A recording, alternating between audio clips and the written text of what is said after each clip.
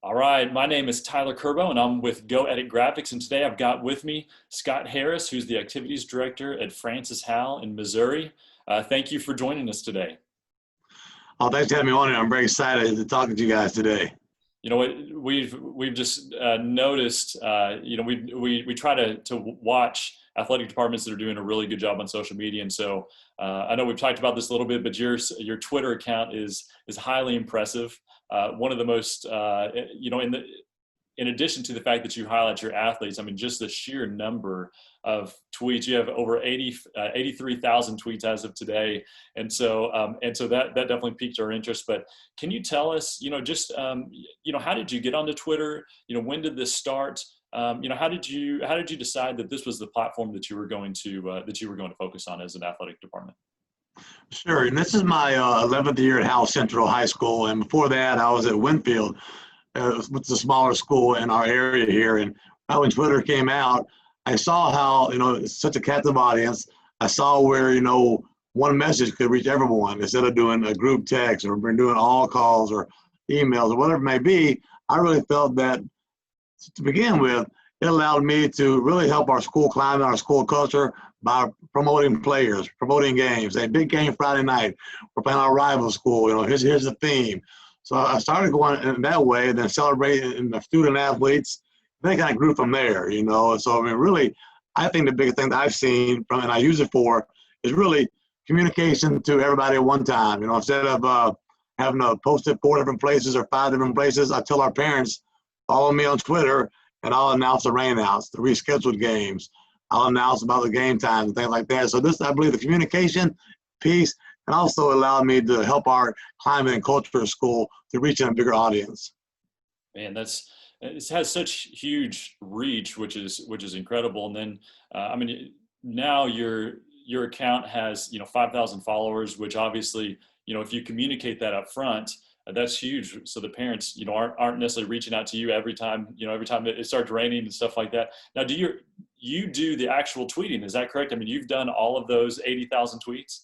Yeah, but yeah, the 80,000 plus number, every one of those are me, and it's funny. My wife probably wishes that number was lower, probably. When I get home, I'm still doing something. But I've been very fortunate, a lot of our assistant principals, of course, I'm not every game, but if I get an assistant principal or even parents that are at a game say, hey, Johnny just scored, we're up 1-0, in soccer, I can just cut and paste that and say, here's an update from varsity boys soccer. Johnny scored, and it's 1-0 Spartans, So this kind of keep people going, and they look forward to doing it. But I'm lucky to have some parents, some other administrators, some other coaches that can kind of keep me informed of some live games. And that's, a lot of those tweets come from live game updates. A typical basketball game, I'm covering it, I may have 20 or 30 tweets from that game alone.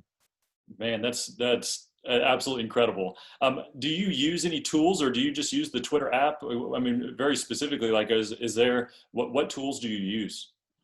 I'm just basically the Twitter app, both a phone app, the app on the phone, or from my office. But that's all I really use right now. Very good. And your teams, I noticed that most of your teams have Twitter accounts, and you said actually some of them do have Instagram as well. But do you do any training with those coaches, or do you just kind of leave it up to them? What's that look like?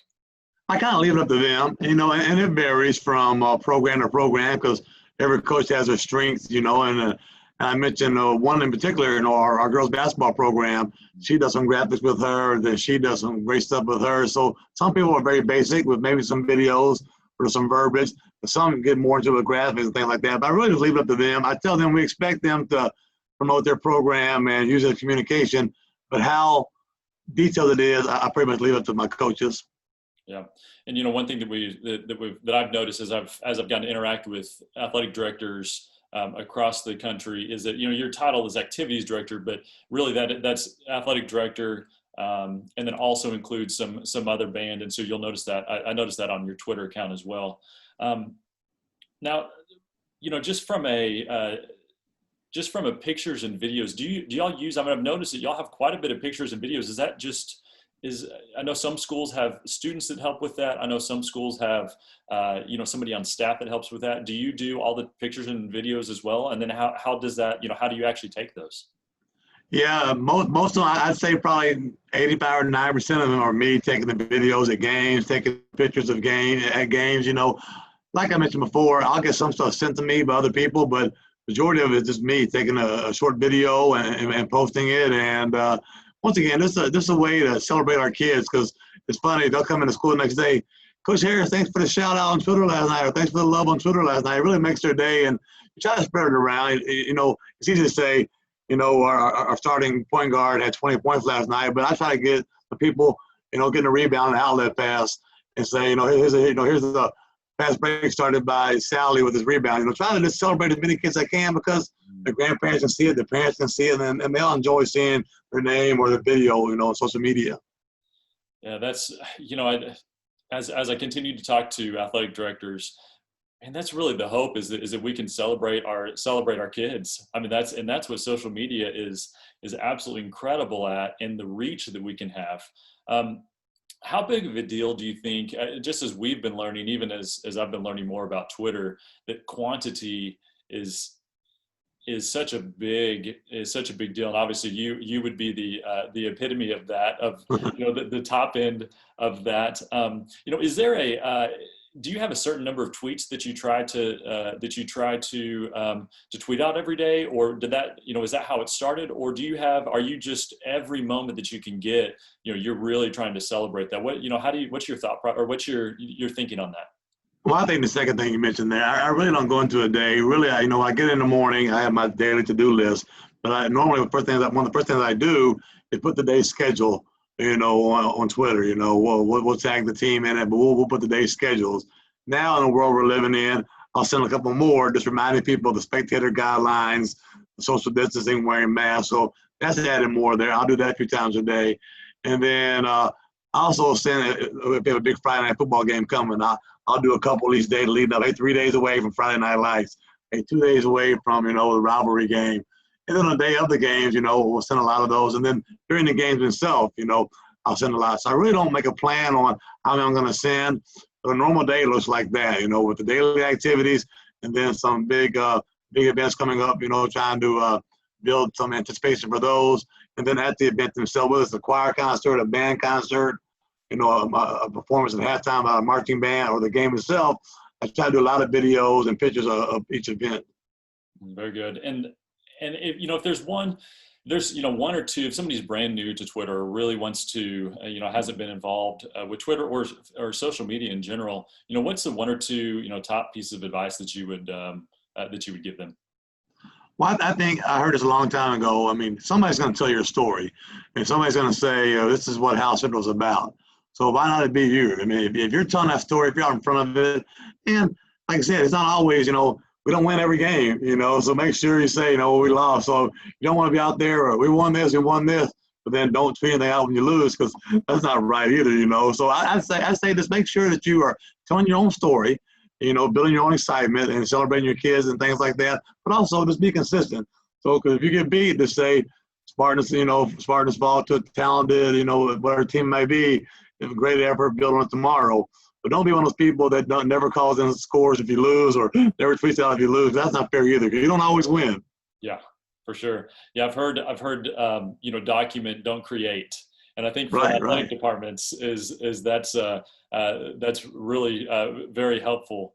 Now, as it comes to, just to kind of wrap things up, have you had any stories about people coming back? I mean, I know you mentioned the kids in the hallway, appreciated the shout out on social media, but who all do you hear from that normally, maybe it's a former student, or maybe it's a grandparent, or who follows you and who actually gets to see these things that wouldn't normally get to see them if it wasn't for social media? Well, I think a lot of parents and grandparents and then alums, those are probably the biggest ones. I mean, parents are at a lot of the events most times, but sometimes they're working, sometimes they have multiple kids. They're pulled different places. They love getting the updates. Grandparents, I've been on Friday night. I've had people send me DMs or reach out to me, reply, say, hey, I'm in Los Angeles. I love keeping out my grandson's your wide receiver, So I've heard things like that. And then the alums are what I like, When I see an alum retweet something or, get back to me through social media. I love that, because they're still following their program. They're still keeping track of their former coach and their former school. So I think alums and some parents and grandparents and things like that. Very good. And one more question. Now, you mentioned that you do most of your most of your communication through Twitter. You tell your parents, "Hey, go to Twitter." Do you still send emails, or is this something that, I mean, you've almost done away with emails, and this is your avenue of communication? Internally, I still do emails, for anything like any cancellations or any changes or updates. I still communicate with my staff, internally through email, probably most frequently. But anything outside our school, outside of here, I tell them, just follow me. I'll let you know about the game. I'll update it minute by minute, and that's the best way to keep up. I mean, follow your Sun Dollars team, but follow me, and you'll make sure up to minute, we're doing it. It's funny. I'll be driving in my car with my family and my son. I say all 80,000 tweets have come from me. Well, if I'm driving, I'll have my son or daughter or my wife sometime. Hey, put down his 4-3 at the bottom of the fourth or whatever, Yeah. I'll type that out for me. So some of those have came from my son, who's a sophomore now, and my daughter, 8th grader, and my wife. They don't like it all the time. I was like, hey, we just won 48-40. Put that on there, whatever, Yeah, no, that's great. You're involving the whole family, and they're learning from their dad as well. And Right. have you had any parents? Have you had any parents that have been upset that that's the only way that you communicate? I mean, have you had to deal with any of that?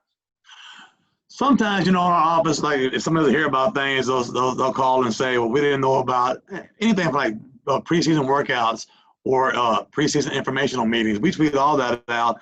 And there'll be some parents that'll call that, well, we're new to the school. I'm not on Twitter, like that, So we just say, we use that as an opportunity. We use like an e-blast to our community sometimes for things. We just tell them as soon as we can, we say follow at FACAD on Twitter, and that'll be find you. I'll get you in the right direction for sure. But there's been some that say, well, I'm not on Twitter. So we help them, and then we tell them to get on there as fast as you can. I think maybe the fact that you have gone away from emails may be a huge selling point. We may have athletic departments switching all the way over to Twitter because of that. So, but I appreciate the time. I know people can find you on Twitter, obviously, at FHCAD. You can also search Francis Howell. I know that you will pop up as well. But I appreciate the time. Thanks for sharing, and looking forward to continuing to follow you. Thanks a lot. Nice talking to you guys. Have a good day. Thanks.